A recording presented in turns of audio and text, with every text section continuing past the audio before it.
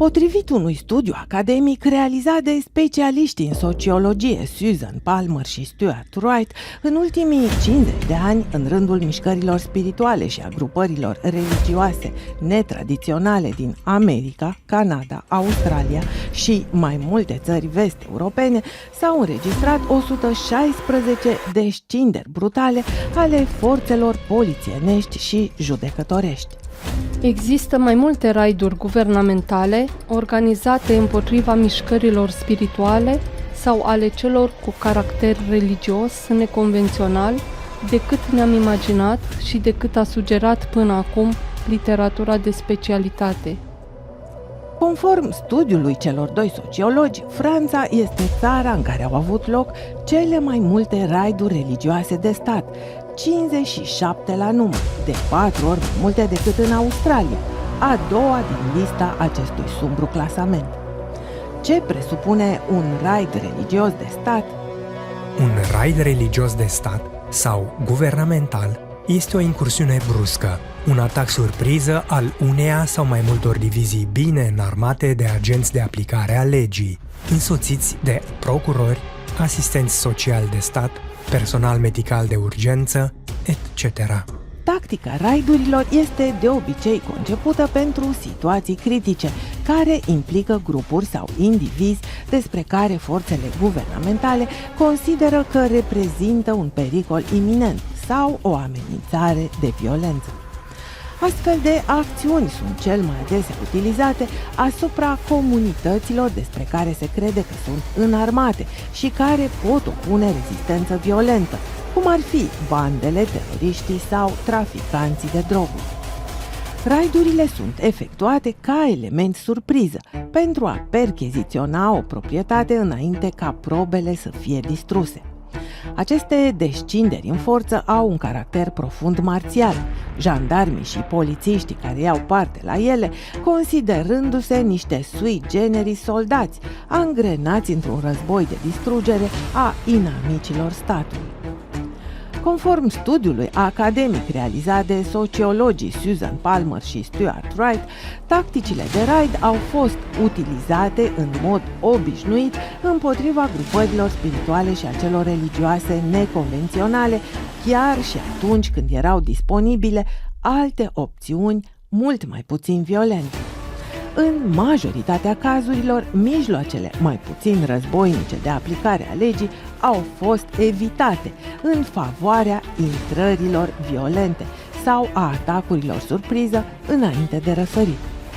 În pofida faptului că nu se punea problema de niciun fel de amenințare fizică la adresa poliției, agenții au luat cu asalt locuințele cu arme automate, îmbrăcați în echipament militar complet sau în uniforme negre cu veste antiglonț, cizme de luptă, căști Kevlar și grenade paralizante.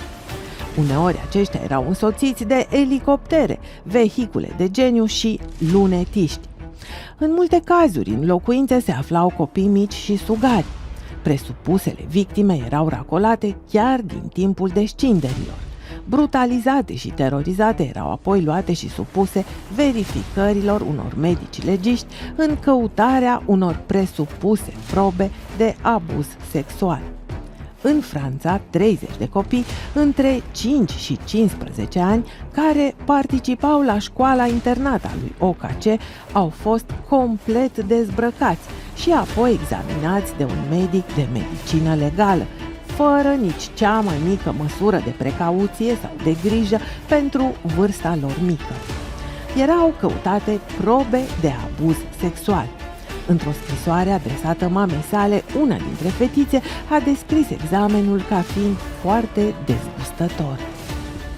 Dorim să subliniem faptul că raidurile religioase guvernamentale constituie o formă extremă și cu risc ridicat de acțiune de aplicare a legii de către stat. Un exemplu concludent în acest sens fiind dezastrosul asediu federal asupra comunității Branch Davidian din Waco, Texas, unde au murit 86 de persoane. De ce astfel de acțiuni pline de violență au fost demarate asupra unor grupări spirituale sau religioase despre care se știa cu certitudine că nu erau înarmate, nu posedau capacitatea de a opune rezistență și nici nu reprezentau niciun fel de amenințare iminentă la adresa siguranței membrilor sau a anchetatorilor poliției? Și totuși, membrii acestor comunități spirituale și religioase au fost tratați în mod regulat ca aparținând unor bande de mafioți, carteluri de droguri sau ca narcoteroriști. Cum se explică această depășire agresivă a statului, mai ales dacă ținem cont că niciuna dintre presupusele acuzații aduse membrilor comunității spirituale sau ai religiilor minoritare nu se ridică la nivelul unui răspuns de risc ridicat și care cu siguranță că nu necesită armate de poliție sau echipe SWAT în echipament paramilitar, care să descindă în reședințe sau comunități ca și cum ar fi vorba de niște teroriști. E cel puțin straniu dacă ținem cont că există protecții constituționale și garanții legislative, de care beneficiază fără excepție toți cetățenii unei societăți democratice. Astfel de măsuri fiind menite să limiteze poliția în utilizarea forței inutile sau excesive. Toate raidurile de stat pe care le-am cercetat au avut loc în democrațiile occidentale, unde aceste tipuri de drepturi sunt consacrate și protejate prin Constituție. Raidurile religioase nu sunt deloc un fenomen recent. Raiduri asupra religiilor minoritare considerate păgâne, necredincioase sau eretice au marcat adesea momente de cotitură în istoriile naționale. În Franța se poate găsi o referință la un raid în masacrul catarilor de la Carcassonne din 1209. În Grecia, muntele Athos a fost ținta unor raiduri frecvente de-a lungul secolelor. Între 1307 și 1309, mercenarii marii companii catalane au atacat muntele Athos, jefuindu-i mănăstirile și prădându-i comorile.